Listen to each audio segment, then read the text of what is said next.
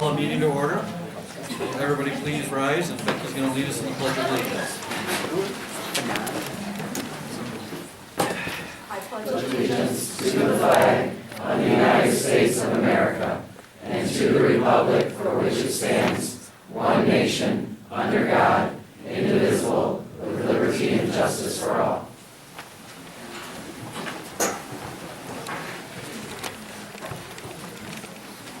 Okay, to our good news portion tonight, Mr. Brett. Brett? Brett. It's the easiest way to say it, just call me Brett. That's okay. So hi, I'm Brett Esquiardo. I'm the choir teacher at Tecumseh High School. Mr. Y for. And I just wanted to say thank you for allowing me a few minutes to share some exciting news out of our choir program. I have 3 students here tonight of the 5 who were selected to participate in All-State Honors Choir, which is a very select and high honor for our singers in Michigan. So I just want to introduce, if they'll stand up, they'll love this. But we have junior Hannah Rowe, senior Veda Messenary Thatcher, sophomore Nadia Kellum, and then not with us tonight because they're working. We have Raven Carson, who is a junior, and Liz Lacoste, who is a senior as well. So a little bit about the honor that they received. Thanks, guys. This fall, they started out by auditioning for Regional Honors Choir. And a little over 1,000 students audition for Regional Honors Choir every year, and about 450 are selected to participate around the state.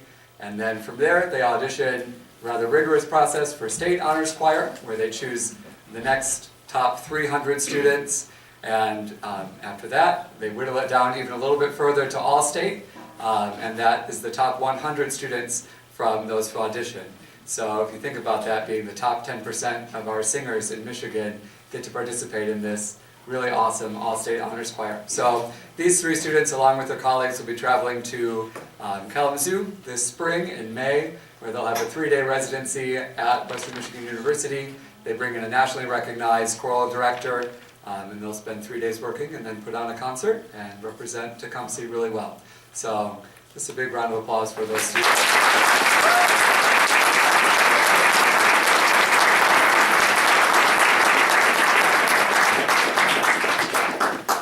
Thank you.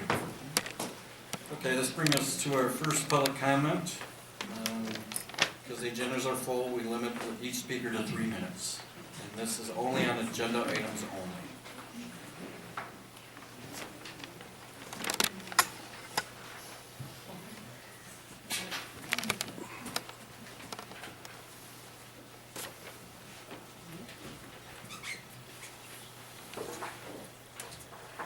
Hi, I'm Pam Bunch. I'm just meeting some of you face to face for the first time.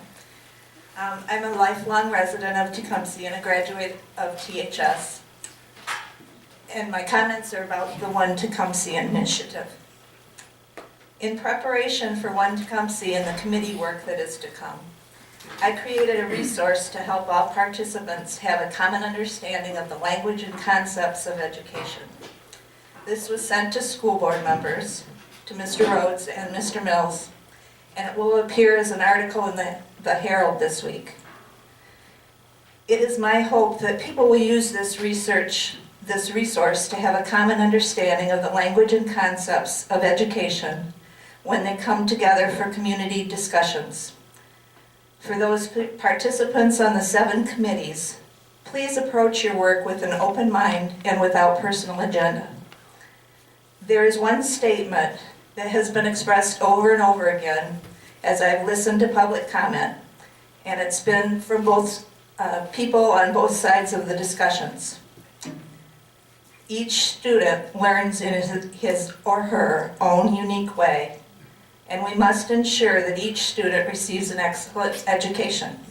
I think we can all agree on that. So let this be the common ground on which we agree, and begin to make our district truly One Tecumseh. One last thing.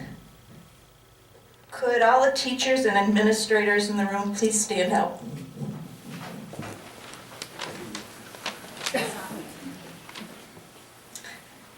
Thank you. I'll let you sit down and then say what I'm going to say.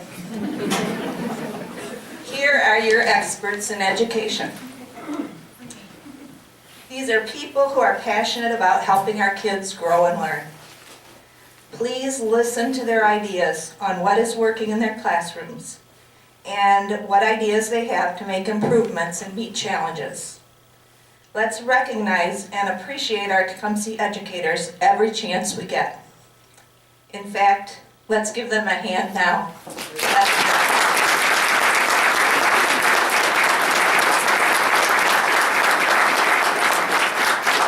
Thank you.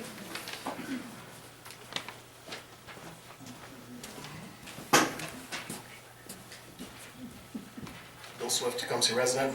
I just also want to address the One Tecumseh initiative.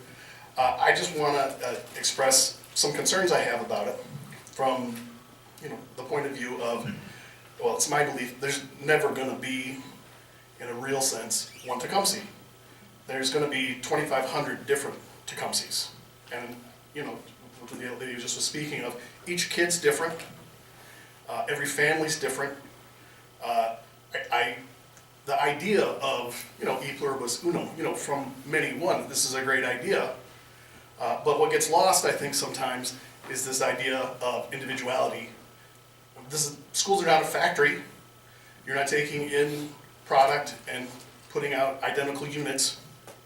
People need to understand that it's not, and I believe that that's what the 4 years of research that went into this change in our system of education was all about, was trying to customize it for everybody. And we've had a year and a half of it in action, and I know that the various staff members have been working hard to try to make it better and work for more students. I'm a little concerned about the One Tecumseh's plan for an 8-week review.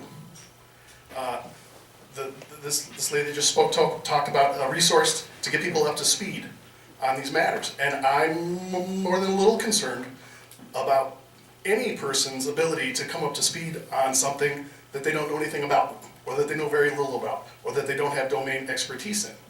And I understand that there's going to be educators that are going to be on the committee, and that's great. I'm sorry that they're going to be working extra hours. Maybe they'll be compensated for that, I don't know. But, people who are just learning, they're not going to be able to make informed decisions. And I think that 4 years of research versus 8 weeks probably is, tells you how important it is. And I also want to say that I'm a little concerned about discussion item voting at the same time. You made representations that what was going to happen was that you're going to have discussion and then the votes would happen at the second meeting. So I'm just a little confused, maybe. Maybe that's just me. And then I see that we missed one of the statutory requirements that we had at the last meeting for approval of the minutes. So it's good to see those on the agenda. I want to make sure those get approved. Thanks for your time.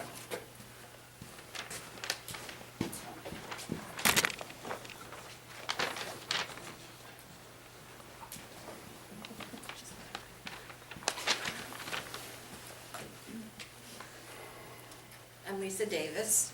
I'm Rhea Miller. We represent a group of freshman parents. Some of you have already seen this. We actually started this, drafted this letter before your email came out. So we kind of anticipated that what was happening was going to happen. So I'm just going to read this through. I know some of you already have seen it. So it's from concerned freshman parents. This letter is in response to the email sent out February 6th. While we realize that no final decision has been made about how to proceed this year, we would like you to consider this. At the parent meeting on January 14th, we were told the result of the informal polling of the students was 57% wanted to go back to traditional and 43% wanted to stay on flex. The class of 2022, excuse me, in particular, has been through many changes. They have just started the third incarnation of the 9th grade model, and we are essentially only halfway through the school year. One freshman parent summed it up in a post. What's difficult to see if you don't have a current freshman is that they will always be in the middle of a transitional period. They are having to walk the path before the bricks are set. their teachers unless the same teachers follow them for 4 years. This was when we thought that the model was going through all the way to senior year. Will always be adjusting to their new rubric. The new class in particular this class in particular is at risk of getting lost because of timing. I have total confidence that it will be much smoother for all grades following them, but as the bricklayers, they are never going to benefit from someone who tried it out before them. We were also told at the January 14th meeting that their junior and senior years are going to be the traditional path, so the choice only applies to 1 year. As you can see, there is a significant division in how the current freshmen would like to proceed. Neither traditional nor flex is a better path. It is different for each student. The offer has been made to empower these students, along with their parents, to choose what direction they would like to take. Now all we need from you is confirmation that you will allow the proposed fork in the road so they may make their own path. Thank you for your time and consideration. And I have copies for everyone. There's also a copy for Mr. Anastasiov, as he's copied on this. Thank you. Thank you.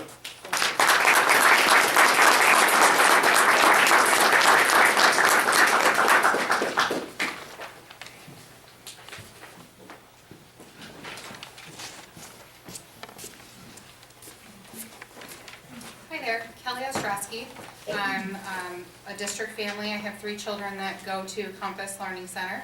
I have parented children with IEPs, with social differences, with emotional differences, with just about everything you can think of. I also work for one of the largest child welfare organizations in the state of Michigan. I love the work that I do. I work with families that are parenting very challenging children. It is extremely rewarding, and like I said, it's one of the most challenging things I've ever done. We have to be very educated in trauma, behaviors, understanding that behavior is communication, because that is what it is, and then responding to that and teaching parents how to respond to that. That's part of my job and what I do. I just want to bring to everyone's attention that roughly 1 in 5 children has a mental, emotional, or behavioral disorder. I bring this up because as we work through this One Tecumseh plan, I have some concerns about some things that I've seen and heard that I want to make sure that we're aware that the children that we are servicing do have these challenges, and we do need to take these into account. Also, 1 in 4 children have complex developmental trauma. So what this means is our approach to educating these children and responding to those behaviors that are their communication, often the only way they know how to communicate, it's very important that we do that in an appropriate manner. That's going to be helpful to that student. Also, 5% of children have disabilities. That may be higher in Tecumseh. It sounds like we might have a little bit of a higher level in Tecumseh because we service a lot of children that do have those varied needs. Tecumseh is known as a great district to come to as a school of choice parent if your child is struggling. And I can tell you that if I didn't live in Tecumseh, I would have brought my children to this district for that very reason. We're well known for doing a good job with kids that have varied needs. And I want to make sure that we continue on that path. So I'm good at working with families and understanding these pieces. I'm not good at math. But when I looked at all of this, you're talking about half of the students either have a mental, emotional, or behavioral disorder, childhood trauma, or have a disability. That's a lot of kids. We're not talking about a small percentage. So please take that into consideration when you're looking at these plans. That is a significant number of our students. My children are included in that. Okay? So I ask you to do that, please. Also, in doing some reading, I was learning about that Michigan is really not doing a great job of meeting these IDEA requirements that are required by law. We need to do a better job. We're the only state, for anyone who is not aware of this, Michigan is the only state who has a rating of needing intervention. Okay? If we stay at that level for 3 years, we risk losing federal funding. It's a big deal. So when you hear us talking about disabilities, we're talking about that not only because we want what's right for these children, we also want to make sure that we are retaining our funding. Okay, that's important. Detroit Public Schools, I found this noteworthy. They actually have a special education plan. The whole point of their plan is to increase their compliance to target the failures that are occurring in our system with disabilities, with mental health needs, with IEP implementation. And also looking at federal disciplinary procedures that are in place for special education students. We have to take that into consideration. So just please take all of that into account because this is half of the children that we serve. Thank you.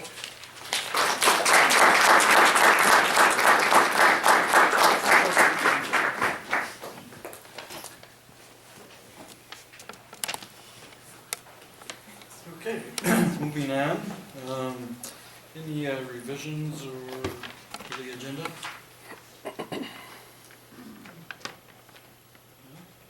Can I get a motion to approve the agenda? So moved. Support.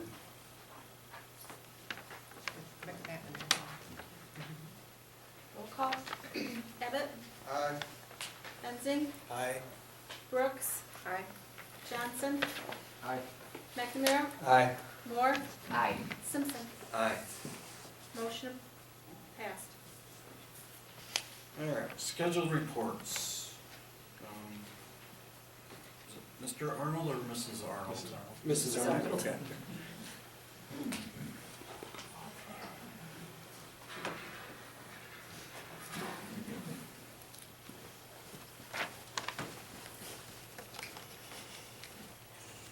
Good evening, I'm Karen Arnold, and with me is, Bart Northrop.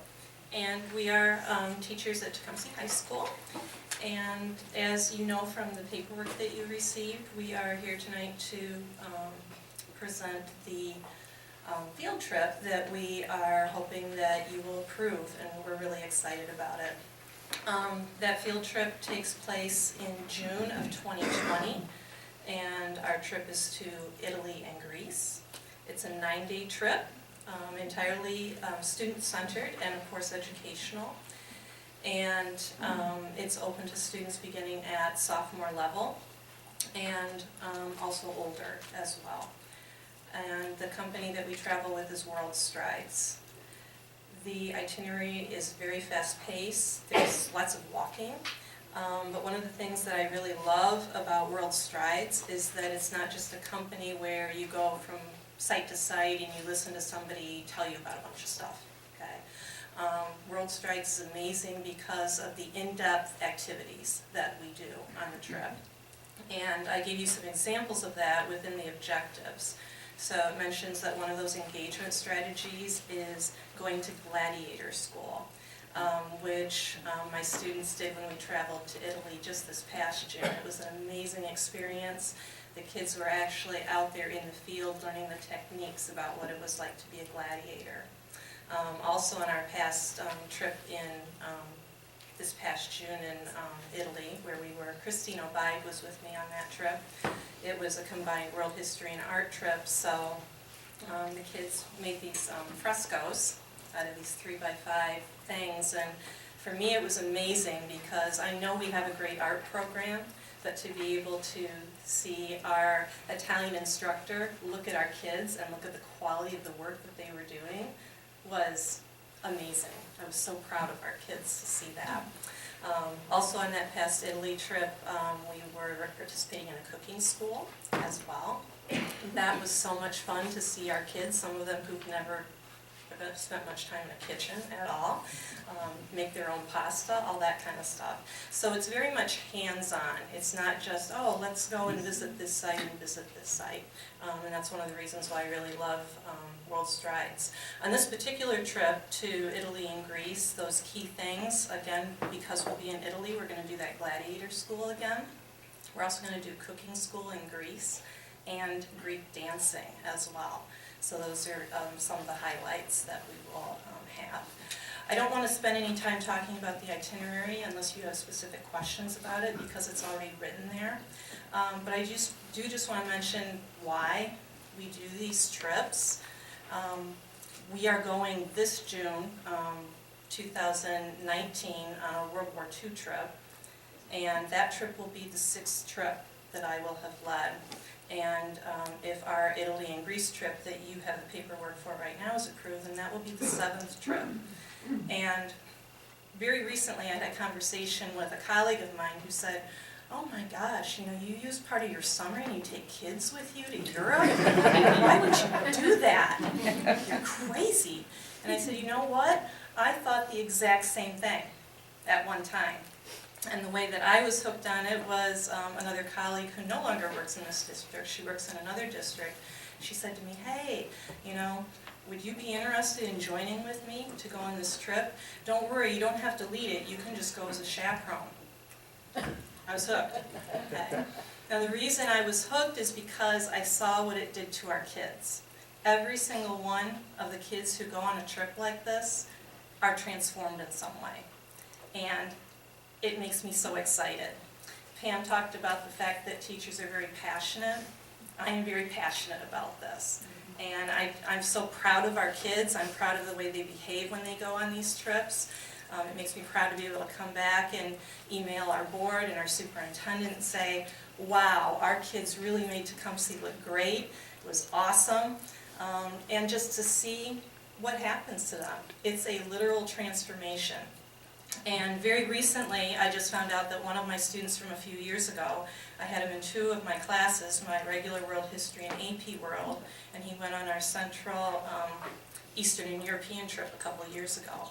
I just found out that this fall, he's going to be studying overseas. And the reason that he got hooked on that was because of that trip. He met somebody on that trip who talked to him about international schools there, and he was hooked. So I'm going to take pride in promoting that because that's how that happened. And I just get very, very passionate about it, and if you stay around and talk to me much longer, we'll be here all night. So I don't want to do that. I do want to ask if you have any questions about anything. I tried to give you everything here so that we didn't have to take up too much time during the meeting, but I am here to answer any questions that you might have. I see on here you anticipate 22 students. Has that been kind of the normal you've had? We currently have 23 for our World War II trip. So you can have more than 22? We can, yep. With the We certainly can. ones there. And then our Italy trip last year, we had 16, I believe. How many chaperones did you go along with? Did you have 22 students? We have, so there's myself, and for the current World War II trip, John Hacker is going with me, and then we have another teacher who's going with us as well. So it's approximately 1 teacher to 6 students. We also encourage parents to join on the trips as well, not as chaperones because they're paying, so they shouldn't have to do any work. They should enjoy the trip. So the World War II trip is really, really fun, and it's going to be super special because we have a lot of fathers and sons going on this trip. And the meetings that we've had so far and the conversations that we've had, I'm already getting all warm and fuzzy just talking about it. So that's really exciting. So Bart and I are really excited to start promoting the Italy-Greece trip. We've spoken to some kids kind of in preliminary to say, hey, what do you think about this trip? And they're like, oh, Greek mythology, gladiators, I want to go, when do we sign up? So we already have kids who are excited and ready to go. Okay. Other questions? The world is too big to live in one place your whole life, so You know it. having lived in Europe for over a decade and going to those places on a regular basis, I'm glad you're taking our students there. It's a fantastic eye-opener for people to see that cultures are different, people are different, and not everything is the same and homogenous. So thank you for actually doing this. I appreciate it very much. Thank you. Well, like I said, it's a passion, and the thing that I get the most joy out of is that transformation. Yeah. That's really cool.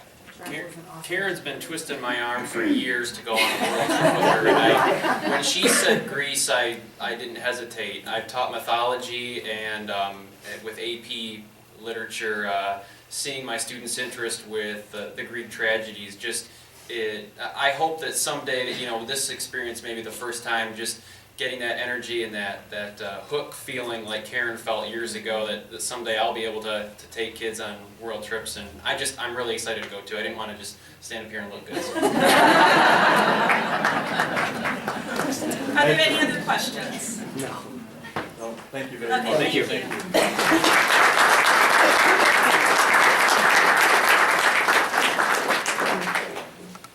Okay, up next next is Community Learning Connections, one of my favorite charities, so Heather. would you like to- Thank you, Tim, and I really appreciate the opportunity to be here tonight to talk about the 24-year partnership that we have had with Tecumseh Public Schools. We're formerly Communities and Schools of the Tecumseh area. Before we get started, I'd love to introduce the CLC team. They are all here tonight. So we've got Mrs. Cindy Hook over here, who is our site manager at Compass Learning Center.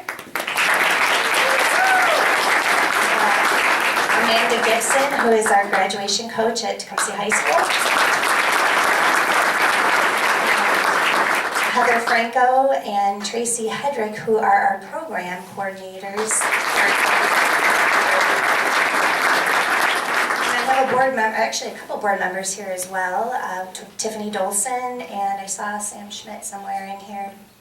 I'm not sure if I have any more, but all of our board members are listed on the back of the brochures that I gave you a copy on. So to get started, we are really here to work with the school and fill the voids that the school is unable to kind of fill on their own. So we work with all of the TPS administration, teachers and staff and students and identify needs that are happening in the school in all 6 buildings. We have staff that are providing services in all 6 buildings. We provide whole school, small group, and individual services. We are here supporting kids' academic achievement, but we know a crucial piece of that is the social-emotional part of learning. We leverage community resources. We do not reinvent the wheel. We work with the organizations in our community to bring in needed resources. And we use data to inform our decision-making. We look at data year-round. We pull data from Michigan School data.org. We work with the MyFi, which is the Michigan Physical Health. It's given to 7th, 9th, and 11th graders every other year. We also do our own needs assessment. We've done some surveys with trending things that are happening with girls, and we also use Community Action Agency's needs assessment of our community as we look at all of the things and the programs that we try to bring in. And then we facilitate evidence-based programs and services. And we're adhering to total quality standards the whole way through. I know some of you will appreciate that owning a business. We're following best practices in business and site management. So that's everything from making sure that we have second signatures on checks 200 or more to making sure that staff is keeping up with mandated reporting and trauma-informed community and those types of trainings. My lovely assistant's going to help here with advancing the slides. What is all this data telling us? We know that the kids are dealing with a lot of academic challenges. There's reduced comprehension, lack of organization and being able to track assignments. Time management is an issue for all students, not just kids that are struggling. Some of our kids that are excelling will tell you that they are just hyper-scheduled, and it seems to be something we love to do in our society. So it's really hard for kids today. And then study skills, that's something that's been around for a lot of years. We know that there's a lot going on outside of school. Physical health is crucial. Are they having good eating and sleeping habits? Substance use can definitely affect how they're performing in school. And then we do have kids with different medical diagnoses. Mental health, that is a concern that is on the rise. About 3 years ago, we had 8 high school students and 2 6th grade students attempt to take their own lives in one school year alone. That should be an epidemic, and we need to reduce the stigma around that. We have been doing a lot of work around that I'll talk about in a minute, but we know that stress, anxiety, and depression are on the rise. We know these kids are having conflicts with others, and cyberbullying seems to be a huge part of that. That's something that we didn't have to deal with when we were in school. We could just go home, shut the door, and get away from it, and they have it coming at them in all directions 24/7. And there are attention challenges that kids are facing. There's also family challenges. We know there's a lot going on at home as well. If there's a death in the family, a parent's incarcerated, we even have some kids that are in and out of the juvenile justice system. We also have basic needs. If basic needs aren't met, we know that kids are not going to be able to be successful. And motivation, this is nothing new. We know that it's hard for kids to, sometimes they get in habits where they're turning in incomplete work or not at all. They're disconnected from school. We know the #1 reason kids stay in school is because of engagement. They're reluctant to ask for help. This generation does not self-advocate very well. And, attendance has always been something that we're trending and watching as an issue. So the provision of basic need items, this is kind of the bread and butter of what we do, and I don't have to make a hard sell on this. If you have hungry kids, you know it's going to be hard for them to focus in school. We have some wonderful partnerships in our community. We work with Gleaner of Tecumseh, the Endless Feast, Kiwanis, and a lot of local community members to be able to provide over 100 Friday food packs per week to kids that are food insecure, K through 12 here in the district.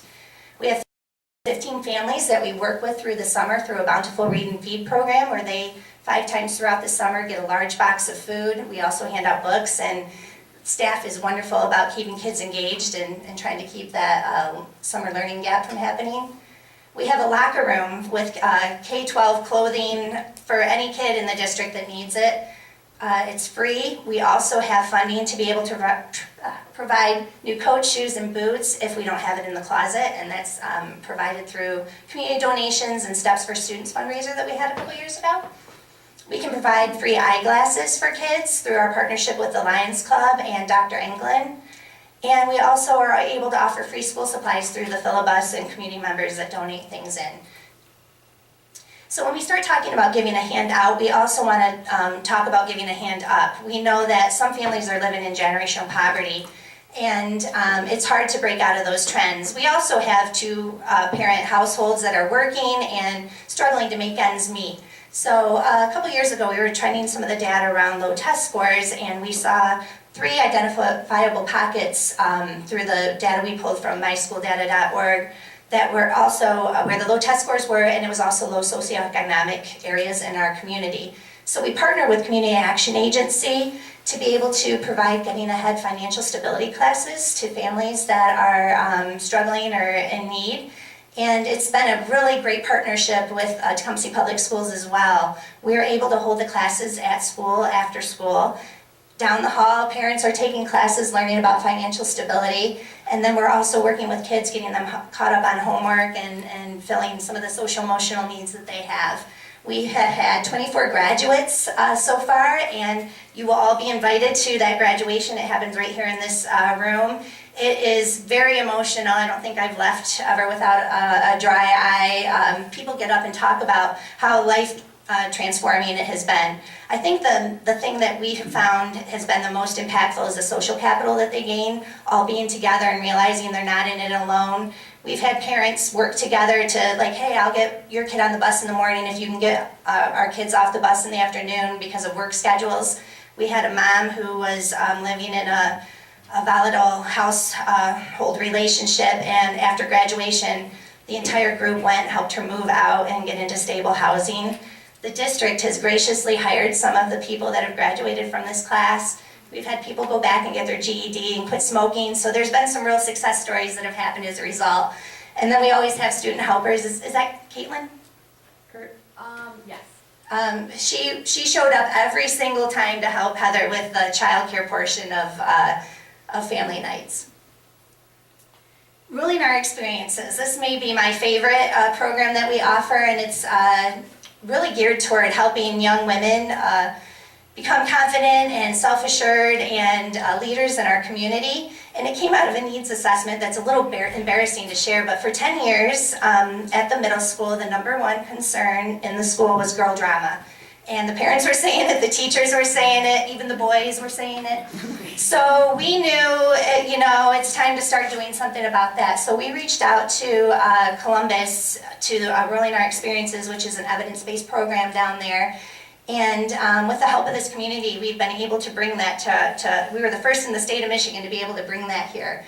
We have 5 facilitators that are trained, Cindy Hook being one of them, Angel Mensing, Deb Laney, Mary Tomlin, and myself. And we work with girls through, through 20 sessions, everything from communication to healthy body image, navigating social media, and leadership. This is generously funded through Zonta of Lenawee, Athena, Stubnitz Foundation, and we also received a grant from MIS Cares Foundation to do a mother-daughter workshop that we had a few weeks ago, and that was very well attended with 65 people there. Voices for Change, another student-driven initiative that I'm proud to be part of. Amanda Gibson and myself co-facilitate this amazing group of socially conscious kids. Voices for Change came out of a county initiative where kids said they didn't have a voice in their community or in their schools. And so we are part of all the other schools in the county that are working toward positive change projects in their school. I can brag on us a little bit when we get together with the rest of the schools. Tecumseh is really ahead of the game in the things that they're focusing on. And they're using data to make those decisions as well. So in 2014-15, they did a survey of the school, and one of the things everybody was talking about is the lunchroom. We don't have enough time for lunch, there's not the food choices we want. So they worked with Laura Pleasant from Aramark and did some advocacy at the state and federal level to start getting some different choices in. I think their claim to fame was the panini grill that they were able to get in place there. In 2015, as I mentioned, we really started having conversations around mental health. So this group of students did a survey at the high school to determine what kind of like groups we could bring in to be supportive. And overwhelmingly, kids were asking for help around anxiety and depression. And I'll talk a little bit about the programming that we've been able to bring in just a minute. And this year, as we got some things initiated, they decided that they wanted to work on creating career pathways. That's one thing that keeps coming up on needs assessments and in senior interviews and things, that kids just really wish they had more opportunity to explore different careers. They have a community connection as well, so every year they vote, and we pretty much do habitat every year. That seems to be the thing they're most excited about doing, and then we attend an annual youth summit at MIS every year with kids from around the county. So this is really where we tried to focus our energies around mental health. 2 years ago, we received a $20,000 grant from Lenawee Cares to be able to do some student-driven initiatives around mental health and making positive changes in school. I can't say enough great things about Jen Morgan and all the research that she did as a result of this. She has been part of county initiatives, Amanda Gibson as well, working to create manuals for schools all across the county, and then also bring in some evidence-based programming.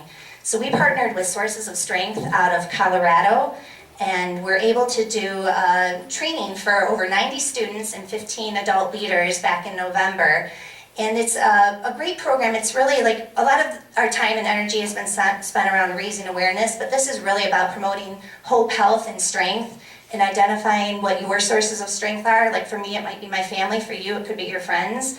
And so having kids really look intrinsically and see what their support systems are, because we all have them. There's people around that care. And then the Why You Matter campaign is an initiative. Any of you that have been to the high school have seen the posters hanging in the halls.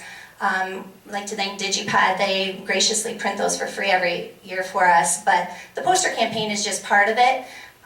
We also have Tecumseh High School football games and lacrosse games that we dedicate toward raising awareness and erasing stigma around mental health. And there's a lot more resources that are now available and shared with students that are struggling. In talking about high-risk behaviors, Junior SAD is another organization or another initiative that we have. It's Students Against Destructive Decisions. We have a SAD group at the high school. We have over 90 students and they're doing amazing things, but we realized a lot of these high-risk behaviors were starting a lot sooner and we needed to back it up into middle school. So there's everything from glow dances to trying to promote positive behaviors and avoid vaping and smoking and substance abuse. A lot of great activities that occur. And then one of the hot button issues that I'd already discussed is the cyberbullying. So we partner with the Attorney General's office every year to be able to offer cyber safety training to both students and the community. We had a community training back in November, and the students, it's ongoing throughout the year. Before school activities, 2-3 years ago when the district was talking about all the restructuring, there was a lot of parental concern around the times changing and what am I going to do with my kids in the morning. I have this whole hour. They used to come to school at 7:30 and now it's starting an hour later. So the district asked us to provide some free before school activities. So Cindy Hook is there every morning at 7:30 in the morning waiting for kids to come in. We have over 130 kids that attend daily. This is a great partnership with the district and also the Tecumseh Child Care. And we all work together to make sure the kids are having fun. They're doing active play and a lot of different crafts and activities. Board games, I've been amazed at. They'll set their board game back up exactly where they left it off the day before, and it's kind of fun to see the kids coming together to have fun before school starts. That was also a great opportunity for us to be able to do some clubs kind of around the initiatives that we have, like around service and healthy communities. So we have a Healthy Kids Club that happens once a week, and they set goals for activities. Where did they walk to? Hawaii last year? Yeah, so they collectively put in enough miles to be able to get themselves over to Hawaii, and they have some, you know, healthy snacks and things that they do. We also have a Make a Difference Club. Last year, they really worked hard to get recycling up and going at Compass after we had all the changes. This year, they're making dog treats for the Humane Society and cookies for the police department and focusing on something different every month to be able to do for our community. Yes, we get them and we thank you. Yes! Like Tracy, she's our resident chef. We also have in our building Healthy Communities smarter lunchrooms and teen cuisine classes that we have at the STEAM centers. And that's really experiential learning, learning about healthy choices, learning how to cook, and yes, even learning how to clean up. The smile is a little bigger when they're cooking than when they're doing dishes, but they're learning a lot of practical skills in these classes, and we hope to move it over to STEAM West later this year. We have outdoor learning gardens that are funded through the United Way of Lenawee and Monroe. And this is also keeping with experiential learning and really trying to build healthy lifestyles. You'll see we have some pictures from STEAM East. That is an outdoor learning classroom that was totally designed by kids and built by kids. And then we did receive funding this year to be able to do one at West, and we're really excited about the partnership. We just joined with ProMedica Farms, and we're going to be able to do some classes out there in the indoor classroom and tour their hoop house, and fingers are crossed that we can even have our own hoop house. So we're working to glean some resources to be able to put all of that together, and the kids will be designing those projects for us. And then summer programming. Obviously, summer learning loss is a huge concern of ours. So we have Mayhem. When you're looking at 7th grade math scores, there's a dip that starts to happen. So this is geared toward 6th grade students, and it's really Jedi mind tricking them into learning math over the summer. We have Jan Garner and her daughter Erin, who are absolutely amazing and play a bunch of games with the kids. They don't even realize they're learning math and algebra. Cindy Hooks and they're cooking, and we take them on a couple of really fun field trips as well. This is the cutest, Teton Safety. This is for kindergarten, 1st and 2nd graders, and it was really, parents were concerned sending your kids out into the real world for the first time can be a little scary. So we work with agencies in our community to be able to teach kids safety. We work with the police department on stranger danger, and they actually all get fingerprinted there. We have the Lenawee Community Ambulance come in and talk about, you know, like being a paramedic and some of those safeties, bike safety, pet safety. We also go to the fire department and learn about electrical safety and fire safety, and then of course the highlight of every week is being able to shoot the fire hose at the end. So as I mentioned, our Tier 1, Tier 2, and Tier 3 supports are really geared toward filling the needs that the school is having challenges doing and leveraging our community supports. We work with 99% of the students here in Tecumseh Public Schools. We coordinated over 1,800 student and adult volunteers who provided 6,300 hours of community service. And then there's kind of an industry standard or a national standard that puts a $20 value per hour, so that equates to about $123,000 of services that are brought back into our community. We secured $50,690 in grants for programming here at TPS. And I think probably the favorite thing that we do that I'm most proud of is our case management services. So you can see there we case manage about 413 students, and that's my staff in the building noticing when little Johnny has a hole in his shoe, or Sally's having a bad day, or there's something going on at home that they need help with, and we can step in and reach out to this very generous community and help kids. How do we do all this? How are we funded? It's kind of a matrix. We are very lucky to have the support of TPS. We are housed for free here in the district in our buildings. Our technology and phones are also paid for by the district. We're also able to leverage about $33,000 through 31A at-risk dollars that funnel through the state. We have fundraisers that we do. The March Mingle being our signature event, which is coming up on March 9th at Tecumseh High School. It's a chance for the community to come together and really show support for kids. We have a lot of fun there. We have entertainment. We have about 12 restaurants that come and provide all-you-can-eat food.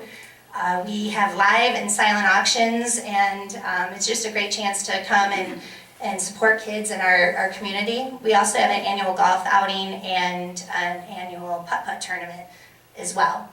And I mentioned all of the grant funding that we do, so that's kind of how we piece everything together. We are also blessed to have an endowment in time of need, so we can draw from that. We set low goals to just really only be able to draw any interest that we're gaining, and we try to keep the principal there for future generations. Any questions? Well, first of all, thank you.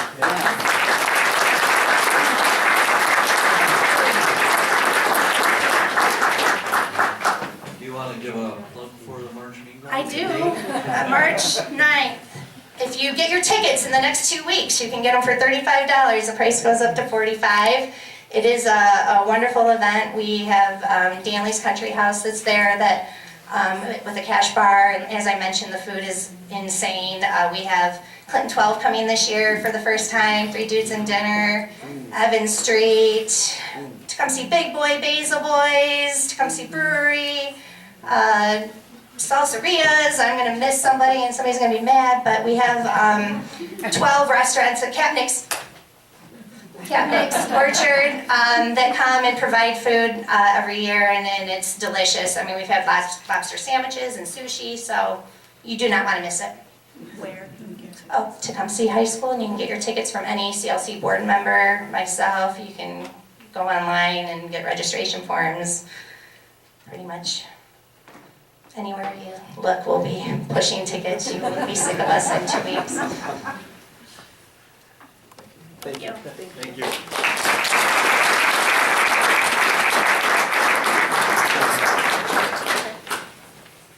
Sorry,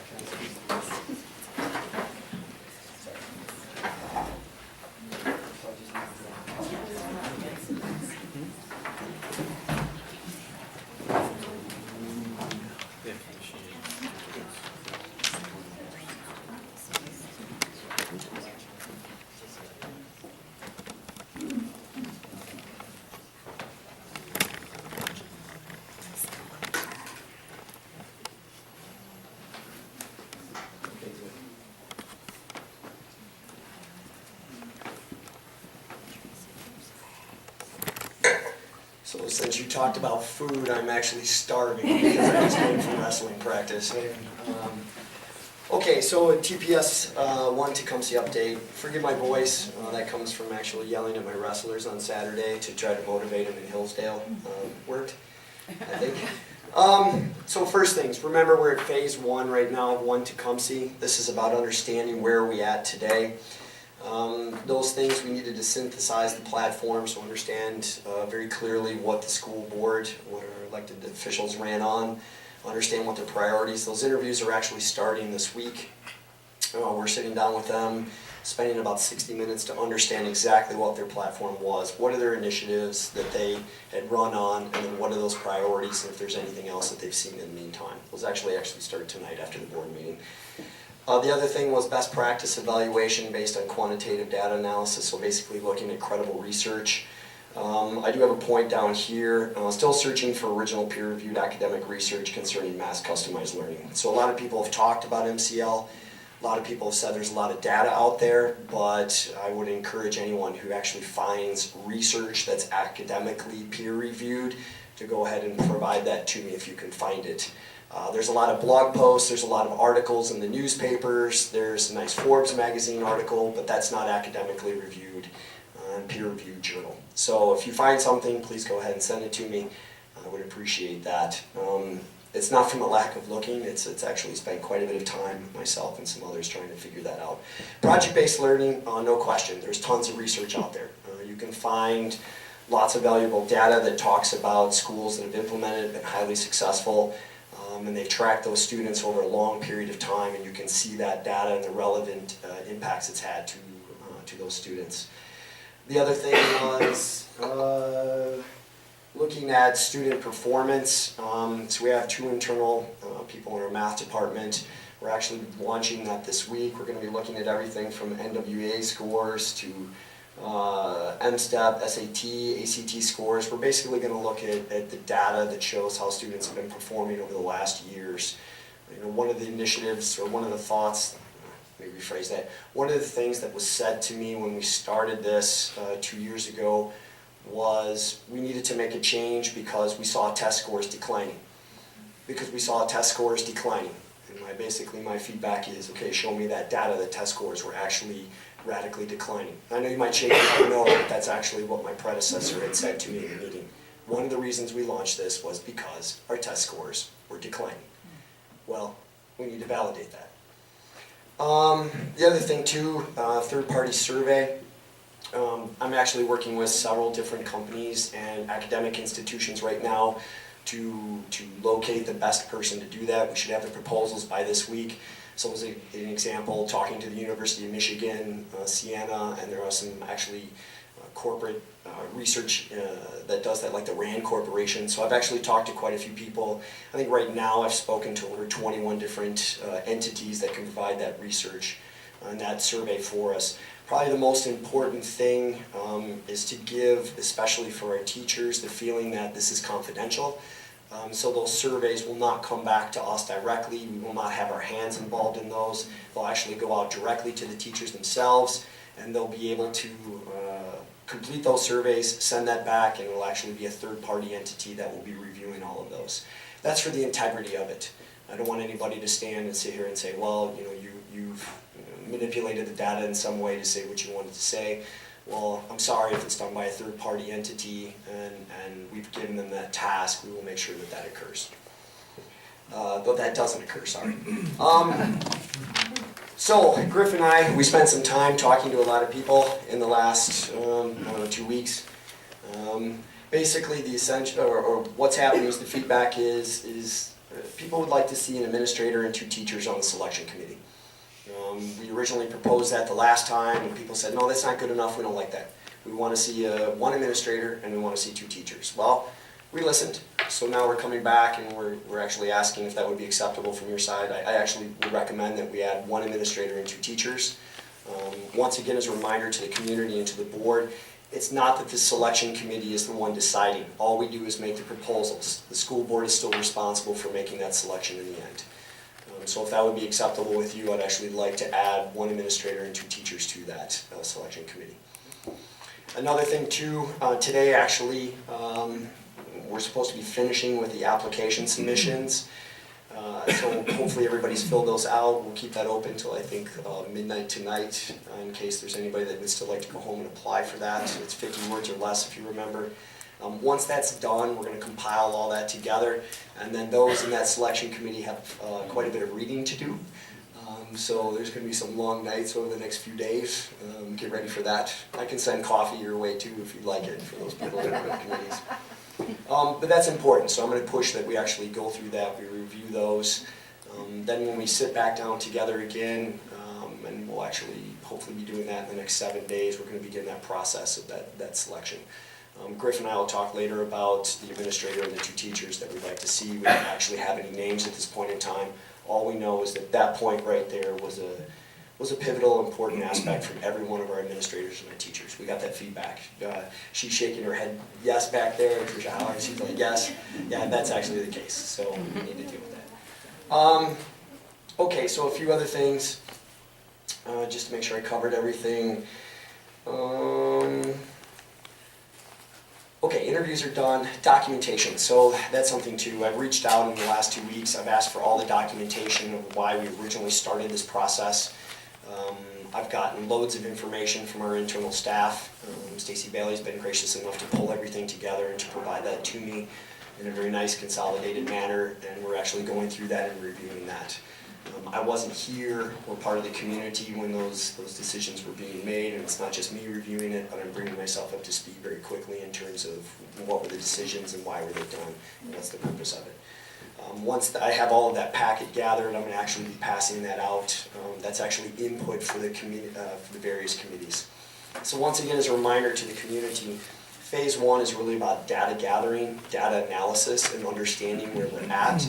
That is then feedback or input into looking at our mission and vision of the school, and then all of that information is fed into the committees.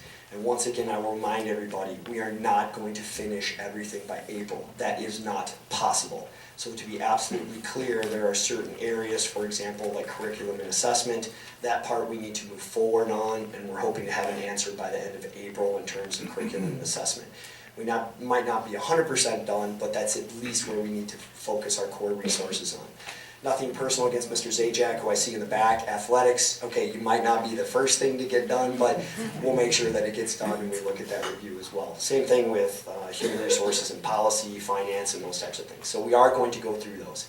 Those will not be done by April. That's just not humanly possible. However, our core focus will be on the curriculum and the assessment portion. Okay, do I have questions from the Board of Education? Anything you'd like to know?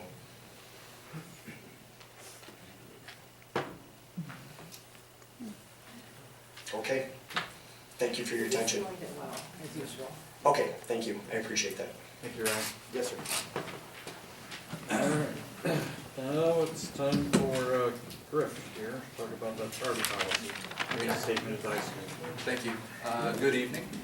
I'm not surprised about everything that Heather shared. I know the high school pretty well, and I just sit there and I'm so proud and happy for our kids, for all the things that happen there. There's a lot of perks to being the co-superintendent. I know you guys know that. That's sarcasm, I can promise you that. I totally agree. Yeah. But one of them, you guys, is my responsibilities now bring me outside of the high school. And some of the things that Heather shared, some of the things that I've seen, our preschool, our daycare, just there's so many things. This is a great community, and it is a great place to work, and we have so much to be proud of. All this other stuff, we'll get it figured out. We will. I can't promise you we'll have a perfect solution. I'm not sure there is one. If anybody finds it, let us know. That's the best data I think we could find. So moving on. Board, if you guys would look at your policy, on the tardy policy that I'm proposing tonight. The first thing I'd like to say is I truly do believe in the current policy that we have now, which may surprise some of you. That policy is there's no tardies and there's no bells in the school. And as we developed that and thought through that, we really wanted our kids to be self-directed. We wanted them to learn. When you go to college, most colleges don't have bells, they don't have tardies. We were really trying to teach our kids responsibility. It worked for most of our kids. For a few it didn't. For example, here's some data for you. This morning, Officer Rogers and I, we usually, and Mr. Anastasa, we're usually out in the hallways, watching our kids come to the building, saying good morning, just trying to connect with kids. And as 7:45 approached, I stayed out in the hallway, and that's when school starts. And from that point on, for the next 5 minutes, 73 kids walked into our building late.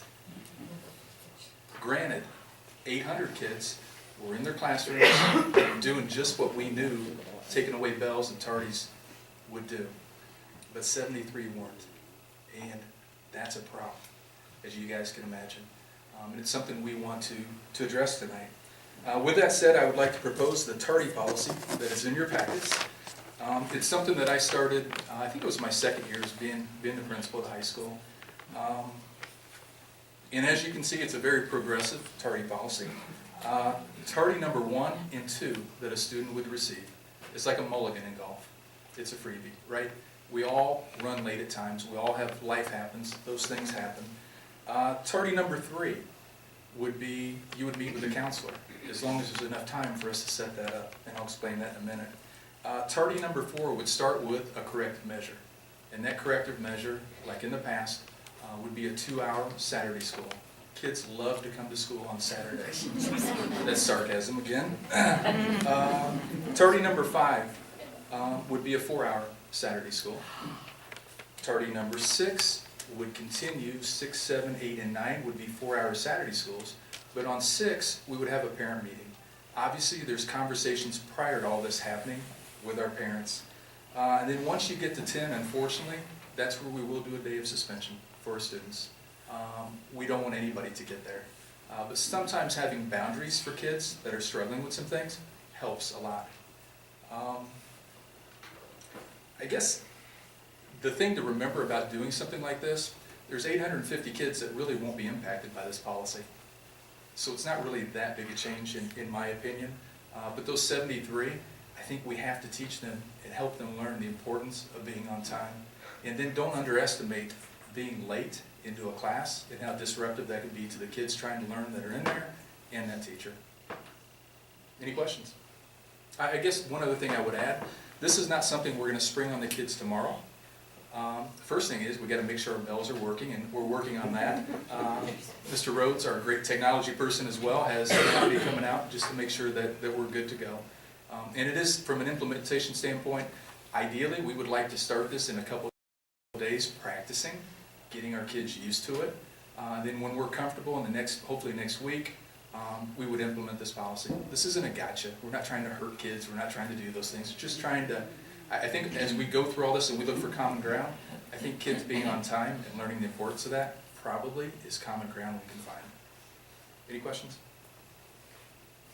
Go ahead, Zoe, At the high school, we've got kids with different, the freshman students have different class times. So how is that adjustment going to be made for the bells? One of the adjustments that Mr. A made with that schedule is their schedule is now lined up with our 6th period day in high school. And I guess a little extra information, there'll be 6 minutes added to our bell schedule in between classes. So kids will have 6 minutes to use the restroom, kind of do their things. And then we also like to refer to the common sense policy. If there's an emergency or something like that, our teachers are very good about that as well, just understanding that. How's it been going so far on your trial runs and so forth? We have not yet. You have not? We have not yet. We wanted to first present it to you guys, Okay. get approval, Okay. because it is an amendment we would make to our handbook, which is our policy that we follow at the high school. I appreciate that. Yep. And right now, you're just talking about the high school. Just the high school, yeah. Okay. Yep. And you're just talking tardies, not absences. We'll focus on absences as well. This might surprise you. Our kids are smart. And no matter what system you put in play, they are going to figure out. We have some of them here in the audience right now. Guys, they're going to figure out a way to play that game. They just know. And so we'll keep adjusting and keep trying to work with them in terms of that. But our kids are smart. Yeah, I have to apologize. Actually, 2 of those children that came in late at the high school were mine. We'll also deal with that at home. That's why we get mulligans, right, to start out. Okay. Thank you for the mulligan. That was her brother's fault, wasn't Yes. So what we were asking us to address tonight is just the reinstitution of the tardiness part of it. Yes, sir. Because I have some problems with some of the other parts of the thing that we can look at later. Oh, that's fine. All right. We do have to get the bells fixed first, though. That'll work. Yeah. We had a tardy system almost exactly like that in place when I was in high school. Yep. So we had Saturday school, then we had our 1 day, so. Yeah, just for the board's information, in terms of the PA system and the bells, as I spoke already in one of the meetings, this is one of the systems that was never properly maintained. It actually died yesterday. I've located someone who's able to repair it. I've opened a service call. Hopefully they'll be here in the next 48 hours in order to fix it. Primarily though, it came from the fact that we never did any preventative maintenance. We never spent $1 to ensure that this thing was maintained in the entire history that we've had this product. So that's the outcome of why we don't have a PA system and why we don't have bells at the moment. But we'll get that fixed hopefully this week.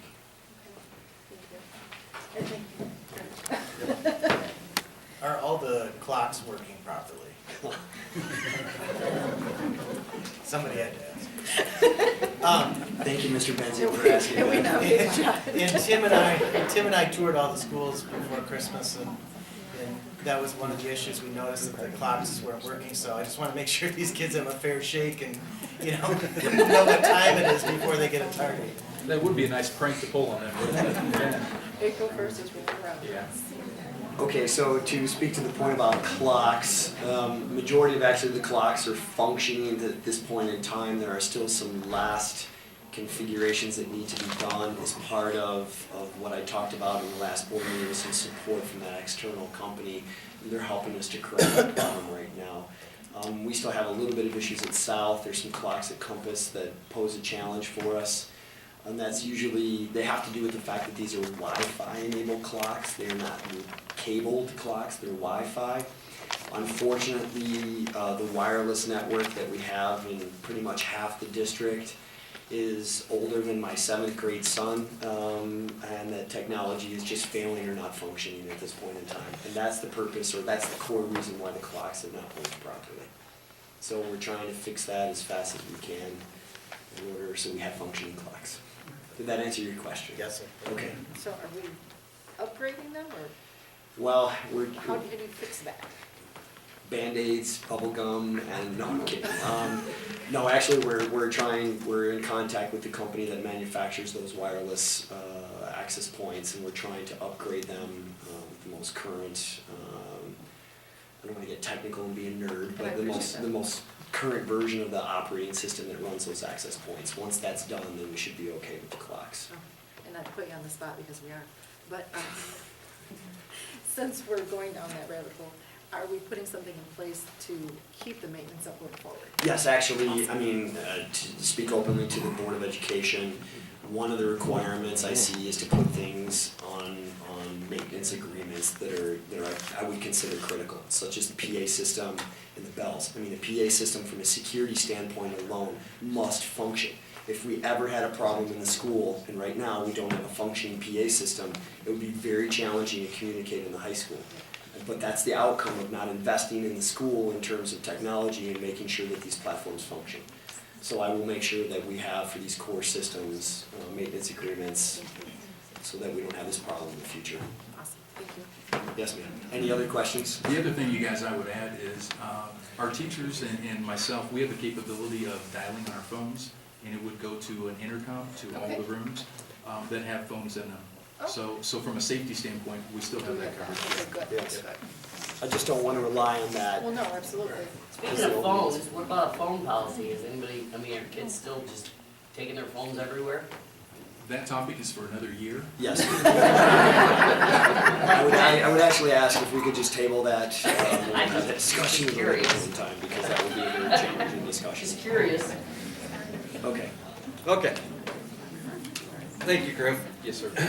We have a donation from Kirchhoff Automotive for the Tecumseh High School robotics team. They sent a check in for $500.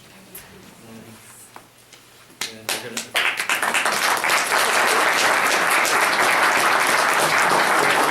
Anybody from Kirchhoff here tonight? No? I will, Mr. Simpson, I'll make sure that we draft a thank you letter from our side, and I'll make sure that we deliver that. And I'll, either Griff or myself will personally go out to deliver that. We'll make sure that gets taken care of. Okay, thank you. All right, moving on. Action items. We need to vote to approve the implementation of the tardy policy. Can I get a motion to approve as presented? So moved. Support. Roll call. Abbott. Aye. Benzing. Aye. Brooks. Aye. Johnson. Aye. McNamara. Aye. Moore. Aye. Simpson. Aye. Motion carries. All right, and can I get a motion to accept the donation from Kirchhoff Automotive to the TPS robotics team? So moved.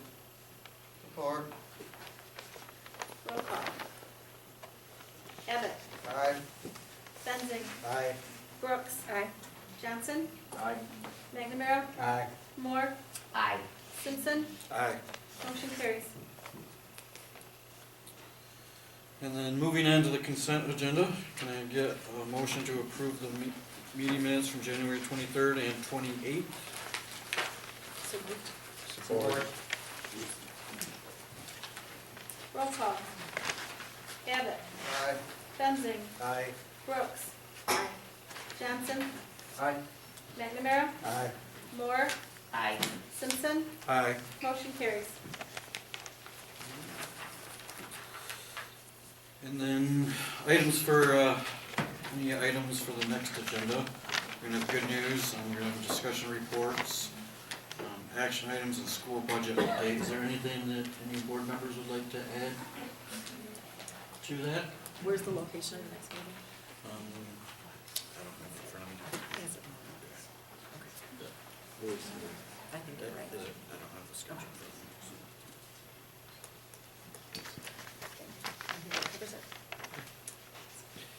Mr. Simpson, one thing for the school budget update that I'll be providing, we might need some considerable time on that because we actually will be presenting a updated budget for this fiscal year. Okay.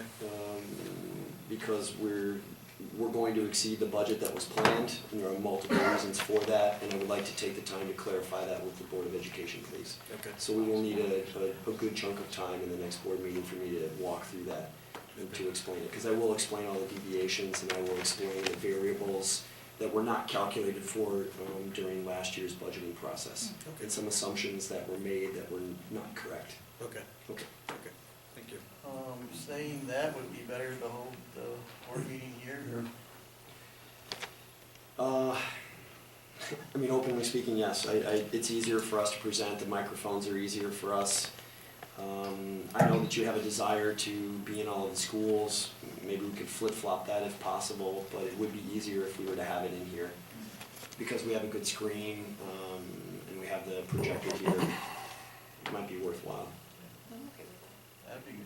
Or move Yeah. it, keep it here. That makes your life easier. Okay, thank you for that. You have to vote on that. Yep, we'll add that.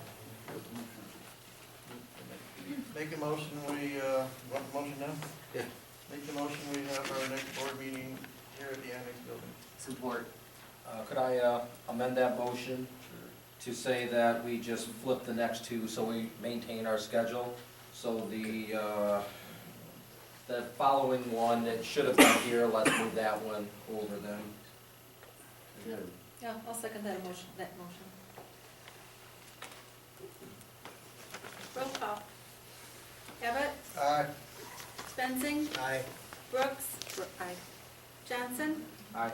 McNamara. Aye. Moore. Aye. Simpson. Aye. Motion carries. Yes, ma'am. Yes, ma'am, I'll take care of it. Okay, now we come to our second public comment portion. You could come forward and, because the agendas are full, you're limited to 3 minutes. Please state your name. Hello, I am Lynn Davis, TPS parent and resident in the district. Thank you to the board, administrators, and educators for your dedication and passion for our children. I would especially like to thank Mr. Mills, Mr. Rhodes, and I think I saw Mrs. Francis back there, for accepting new positions during this challenging time for our district and our community. In 2014, my family and the families of my Toyota colleagues embarked on a journey called One Toyota. Does that sound familiar? Yes. At that time, our executive team felt it best to bring all functions of Toyota North America under one management team for efficiencies and to prepare us as we became a mobility company. It's also why the Davises are in Tecumseh, if you're wondering. As we embark on One Tecumseh, I wanted to share some key observations and lessons of One Toyota, both as a team member and a leader, because I feel like they pertain to this. So as a team member, I remember the first few days of fear, uncertainty, and anxiety. I remember the tears of team members, the anger of team members, and the general cloud of anxiety that hung over our operations. I remember as we moved into planning and actually moving people, kind of phase 2 for you all, saying goodbye to colleagues and friends of 20 years that made the decision not to move with the company. I also remember new team members joining the company during this time and watching as they navigated something very exciting to them, amongst people with a lot of honest and true concerns about their careers and distrust for a company that they had trusted for so many years, and new management from other divisions that they were just getting to know. I am a proud leader in that company, and we are stronger for the struggles we went through together. At the time, I led a team of 10 people, which has grown to 15 team members, 50 suppliers, and 40 advocacy partners. So here were my key lessons that I think apply to all of you as TPS leaders. 1, when you are a leader, even if you are also personally affected by a situation, your team is your most important priority. Every day, it's your job to reassure them, clearly communicate your expectations and their worth, and respect their decisions. Be as open as possible, sometimes more open than you've ever been. Secondly, your team appreciates your vulnerabilities. You do not have to be Superman or Wonder Woman. They will work harder with you when they see you as a person and not a superhero. And third, flexibility is key. The time to process emotions and concerns can come at inopportune times, and grace is needed to keep the team moving in the right direction. And finally, although others have said this tonight as well, listen to your team. They are the subject matter experts in your front line. Be comfortable to pivot or toggle from one position to another when you see you may have gone down the wrong path at first. Do not worry about being seen as the best, or the fastest, or perfect. Focus on getting to the right answer, the main thing, or the right thing. To all of you here today, forgive yourself this evening and every evening. You will make mistakes. You are human, and that is okay. Each day is a new day to be better. Love your family. Take extra time with them, for they are walking this with you. You are all in my daily thoughts and prayers. Thank you for your time this evening.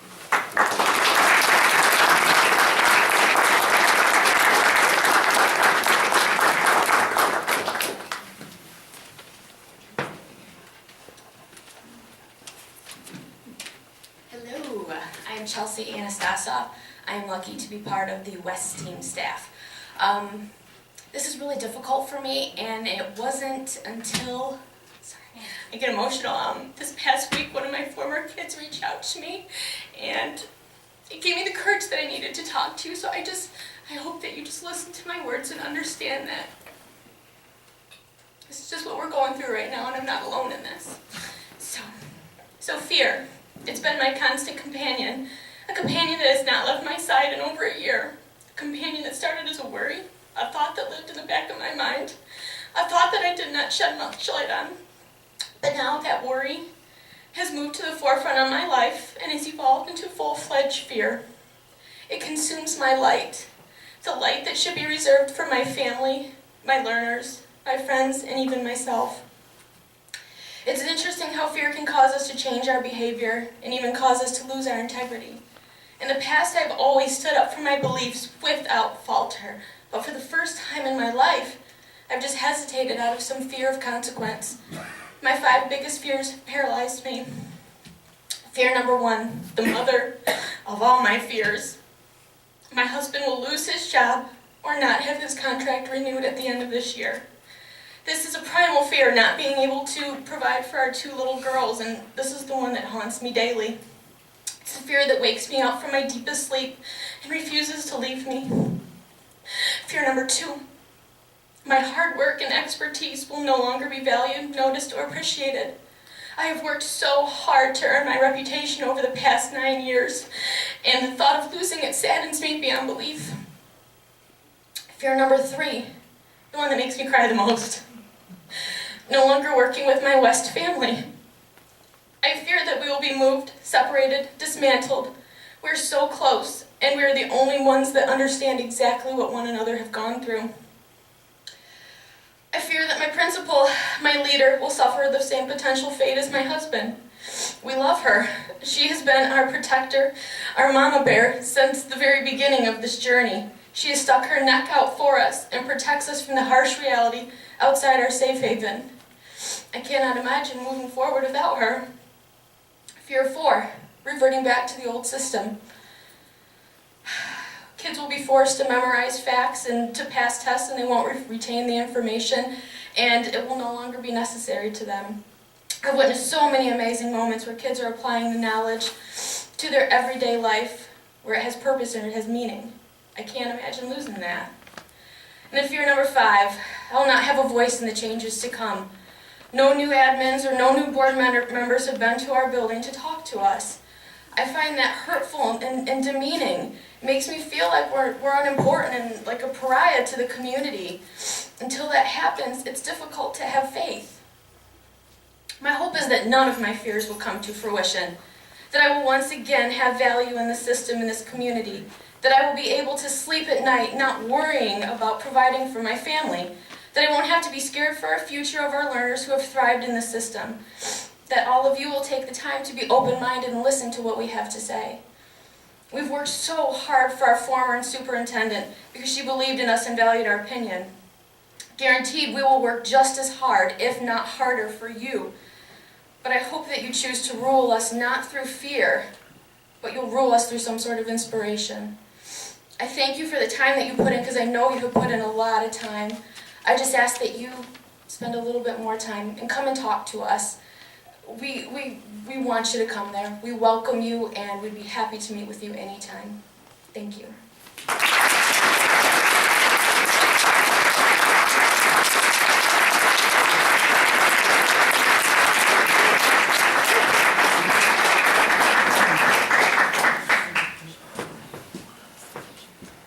Hello again.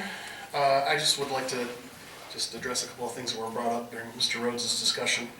I think what you're talking about when you say that there were errors or that something wasn't done right in the budgeting and that's why you have to get together to do the budget again, as I understand it from a brief education, is that that's normal.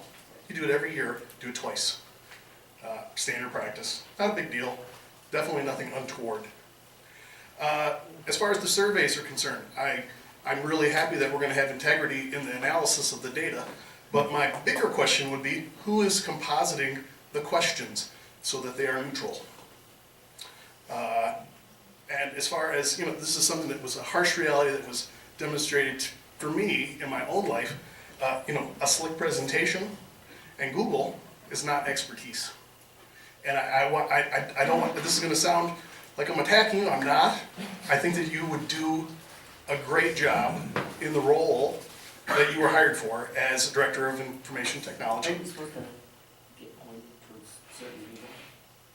I'm sorry. Your comments are supposed to be directed to the board, is what she said. Oh, okay. To the board, not That's to a cool, certain that's person. cool. I would be concerned about a superintendent who does not have the relevant experience, the relevant knowledge, the domain expertise that is required to be a superintendent.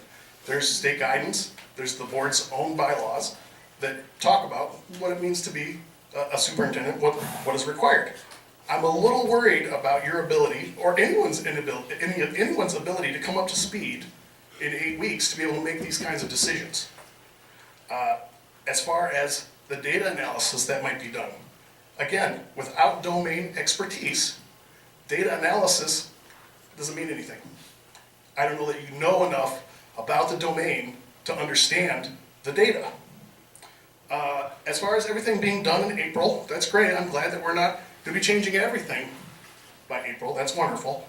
I would have thought, since the board's #1 role is the selection of a superintendent, that that would be the most important a priori item on the agenda.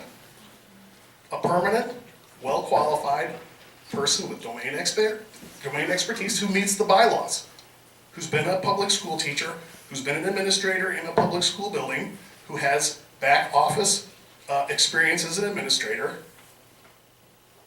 And there's probably some sort of certification. Seems to me that would be the thing that we would go after first, especially since that is your, as I understand it, what the role of the school board is. Thank you so much.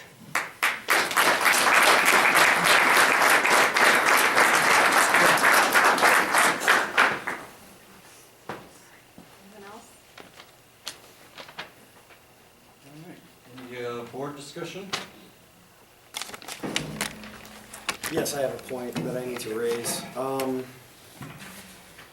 So I need to inform the board that I've received multiple allegations from teachers as well as parents of students concerning violence towards other students and towards staff members and teachers. I have to take this credible. This is recent, within the last week that I've been notified of this. So I now have to begin an internal review to find out how deep and widespread the issue is. Evidently it's been, teachers have made the claim, as well as parents of other students, that nothing has been done in the past, that no ramifications took place, and that essentially it's just been business as usual right after an incident has occurred. There are multiple teachers, so it's not just one. If it were one, I might look at that a little bit differently, but since I have more than 5 teachers who've approached me directly concerning this issue, I now need to begin an internal review. So in addition to what I'm doing on a daily basis, I now need to launch into this. I will use our HR department. I will also use the services of our SRO in order to begin this review internally, just to determine if these allegations are actually factual or not. Is it multiple buildings? Multiple buildings, that is correct.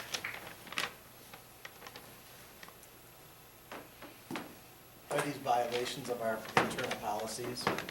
Yes, they are. I mean, when a student attacks another student, I mean, that's an issue. Or attacks a teacher, and that teacher is injured in some way, shape, or form, and that is not actually dealt with in terms of that student. So yes, it actually is quite serious, and evidently it's, according to the allegations, it's been ongoing for the last several years. So I'm sorry to report that, but as soon as I have an update, I will provide that to the Board of Education. And I will, obviously there are privacy rights, things like that we have to adhere to, but we do need to begin this review immediately. Okay. Are there any things that we need to do as a board to update our policies to follow, to make these more clear, or? I believe that'll be an outcome of our internal review. It's not just focusing on what had happened. These issues are in the past, but we also need to look internally to see, do our policies match the reality of the world that we have at this point in time inside the schools. And we need to also see, are these policies being enforced that we have in place today. So according to the allegations from the teachers, these policies are not being enforced. Students are being let right back into a class several hours later or the very next day, instead of the topic are being dealt with in terms with the parents and with the student themselves. And we have a clear policy on this right Yes, we now? do. Okay, Yes, we do. perfect. That's what I needed. Yes, we do. Are there any other questions from the Board of Education? Once again, I'm sorry that I have to report that, but we have to deal with it. You mentioned that Mr. Rogers is involved, is it? I will involve Mr. Rogers in this because we have to look into detail to see how, if there is any criminal activity in terms of what's occurred, especially if there were attacks on other students or teachers.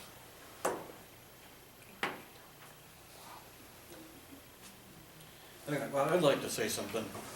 We've heard, people have heard, want to know what our plan is moving forward.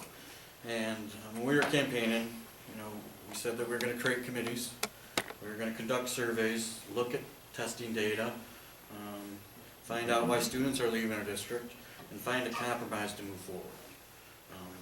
And when we are in initial phases of we are in the initial phases of creating the committees and collecting testing data. The surveys will be drafted by the committees, along with the surveys for students that have left the district. Once we have all this data, we will put it to a plan. Not everyone is going to like the plan, but there must be a compromise of what is going on here in the district. Not everybody's going to like it. I'm not going to like some parts of it. Becky's going to like some parts that I don't like, and so forth. And it's also been brought to my attention about the search for the superintendent. First, we have 2 highly qualified individuals running our district right now, with Mr. Rhodes and Mr. Mills.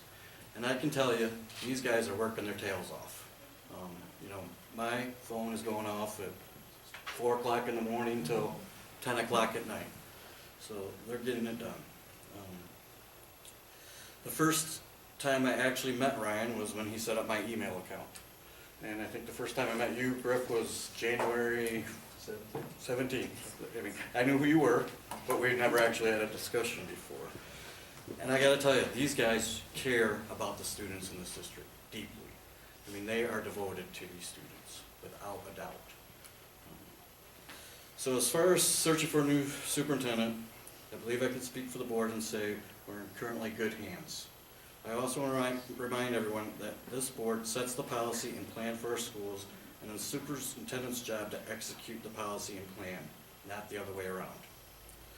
This has not been the best time of year to start searching for a new superintendent, as most superintendents aren't looking for a job right now because they're knee-deep into school activities. Second, any good candidates are going to want to know what the school board's vision is. And right now, we don't have one. We don't have a vision. And that's what One Tecumseh is about, is to come up with a vision.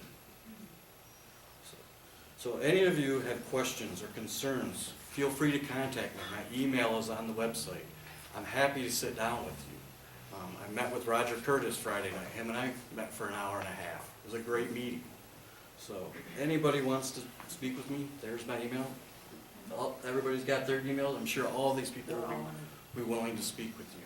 But we want to work on a compromise. It can't be just one way or the highway. That wasn't working. That's not going to work tomorrow or the next day. So thank you for listening. And remember, we are all one Tecumseh. So let's move forward, please. Thank you.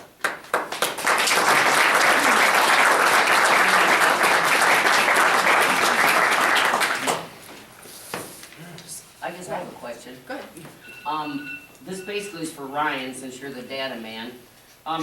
Is there any data, I had asked for this a month ago, I believe, or maybe longer, it was before the switch over here.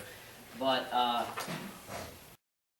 do we do exit polls? I mean, do we have documentation of those polls that were done on every student that left, but can we find the documentation? I'd like to see that. I'd like to know, I mean, I know some people got phone calls, a lot of people did not get a phone call. I know that for sure. But I would like to know teachers as well as students and, you know, kind of why they left. Yeah, And if they might come back. we do that in each building. I can't tell you how updated it is right now. Okay, I just want to see that. Yeah. And then also, the other thing I was wondering is if we had been tracking, I mean, I would have thought we would have looked at the grades and the trends before, and if that does exist, I'm sure we will find it. And if grades were slipping, then we should have data that shows that what we have done has actually worked for those same students. Suzanne, the other thing I would say, and I'll speak strictly to the high school, there's something called an AER report on our high school website. If you look, there's the last, I think it's 9 years. I do a little bit different than other school districts. I really try to track that data. You'll see ACT, SAT scores. You'll see kids that came into our district, kids that are withdraw from our district. Anna pulls that information every year for me, and we put it in there. I guess I just meant more for tracking for, I mean, we made some big changes. And, you know, I know it's not good for all kids, it's great for others, but I just want to make sure everyone, you know, we haven't lost anybody in the last 2 years. Suzanne, in terms In of different areas. But in terms of a systematic approach in order to capture why teachers left and why students have left, we do not have a district-wide systematic approach. Okay. We try to handle that by the building level. That's one of the things that we're looking at changing from a human resources and policy standpoint. And then also with our students to understand systematically why are they leaving? What are the core reasons for it? And teachers too. I mean, And teachers as well. No, it's faculty. It's not just teachers because we have to look at everything from instructional assistants to noon supervisors to and we want to understand the entire realm within the organization of why are people leaving. Yeah, yes. I agree. So we don't have a systematic approach today, but that is something that is on my radar in order to implement so that we can have a holistic picture in the district of why would people want to leave and why did they leave. And was there a systematic approach to this whole curriculum change to begin with, that we were tracking grades, and did you find anything like that? No, not yet. I mean, openly speaking, no. I mean, we are tracking performance, we are looking at NWEA scores, we are looking at M-STEP. We are looking at specific data points for sure, But nothing internally that was made to watch. There was never a metric system implemented at the beginning to look holistically at all of the changes which we made in the last 2 years. There is not a holistic metric system, once again, that tracks all of the changes that were being made over the last 2 years in the impacts to the district. And each student. For everything. Okay. Because I've asked for that. I said, where are the metrics that we were looking at when all these changes began to happen, and not just looking at what their grades are or how many people are leaving. I'm talking a holistic set of metrics. Whenever you implement any type of massive change, you first have to measure that change before you begin, and then you have to measure that change during the process of change, Right. and then you have to measure it afterwards. There are no clear metrics whatsoever when we began this process all the way through where we stand today. They do not exist.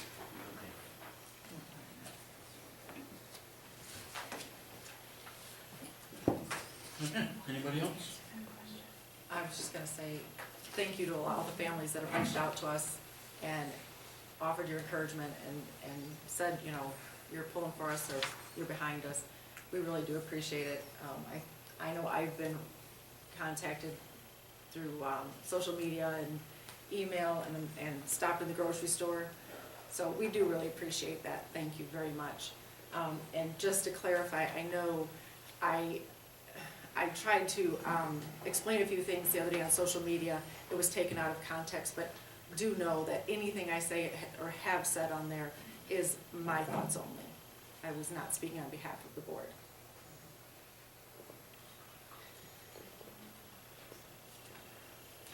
All right. Can I get a motion to adjourn to closed session? So moved. Support. No, it's Thank you. Roll call. Abbott. Benzing. Brooks. Johnson. Aye. McNamara. Aye. Moore. Aye. Simpson. Aye. Motion carries.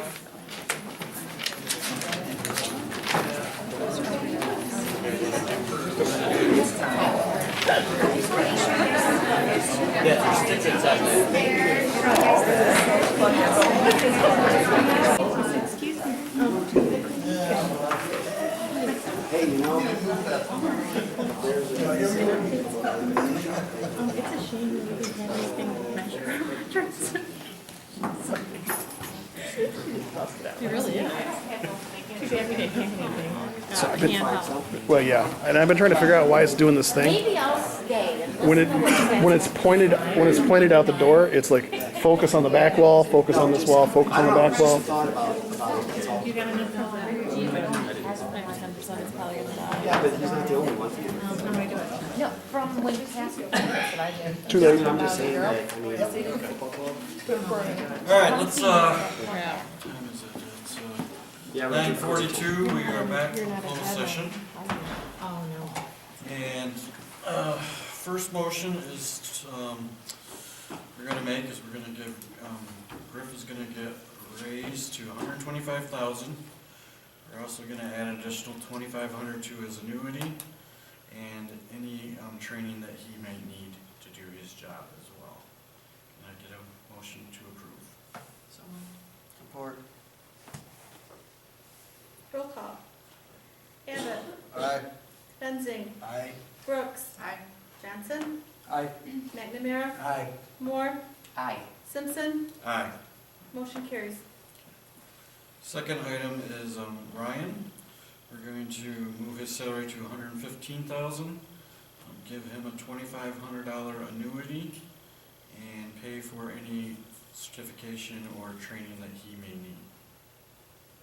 Can I get a motion to approve? So moved. Support.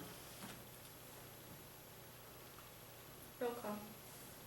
Abbott. Aye. Benzing. Aye. Brooks. Aye. Johnson. Aye. McNamara. Aye. Moore. Aye. Simpson. Aye. Motion carries. Okay. And that is the end of the meeting, so can I get a motion to adjourn? So moved. Support. Roll call. Abbott. Aye. Benzing. Aye. Brooks. Aye. Johnson? Aye. McNamara? Aye. Moore? Aye. Simpson? Aye. Motion carries. We are adjourned.